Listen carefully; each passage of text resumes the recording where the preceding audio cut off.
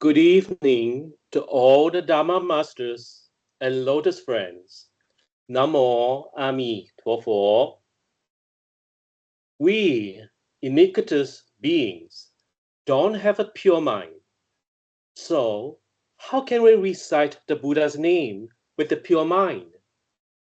This is like $1,000,000 question that is being asked by many Buddhists. Let's find out from Master JingZong's brief explanation on the pure mind according to the Pure Land path. Master JingZong said, Aspirants wishing to be reborn in the Pure Land all desire a pure mind.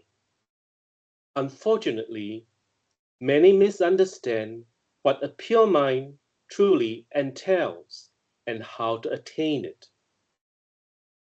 Those unaware of how to cultivate a pure mind often struggle with their deluded minds filled with greed and anger, hoping to purify them, much like trying to cook rice from sand. Attempting to cook rice from sand is delusional enough. If our emotions fluctuate depending on how well the sand is cooked, isn't that even more foolish? People who worry whether their greedy, angry, and deluded minds are pure or not are just as foolish. Master Sandal, in his fable, Metaphor of the Two Rivers and a White Path, from the commentary on the Contemplation Sutra, said that a pure aspiration for rebirth in the Pure Land can arise from the greed and anger within sentient beings. This offers two key insights. First, just as the narrow white path lies between water and fire, greed and anger can coexist with purity.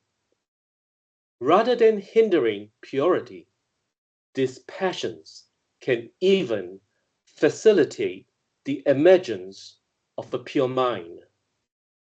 Second, the aspiration for rebirth is itself a manifestation of a pure mind. The word pure in the phrase, a pure aspiration for rebirth in the Pure Land, indicates that the mind aspiring for rebirth is pure. This pure mind is not inherent in ordinary beings in the Saha world. Ordinary beings' minds are mired in cravings for the five desires: wealth, sensual pleasure, fame, gluttony, and sloth. Amitabha Buddha promises to deliver those who aspire to be reborn in this Pure Land in his 18th vow. Thus, the aspiration for rebirth arises when the mind of Amitabha enters our minds, becoming our aspiration. In summary, the aspiring mind for rebirth is entirely the mind of Amitabha Buddha. The Buddha's mind is always pure, which is why it is referred to as the pure aspiration for rebirth.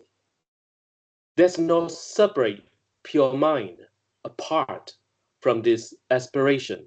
Rather, the pure aspiration itself is the pure mind. By reciting Amitabha's name with this pure Buddha mind, one will inevitably be reborn in his land and become a Buddha, despite the constant search of afflictions. This article is translated by the Pure Land School translation team and edited by householder 14. Thank you all very much. Namo Amituofo.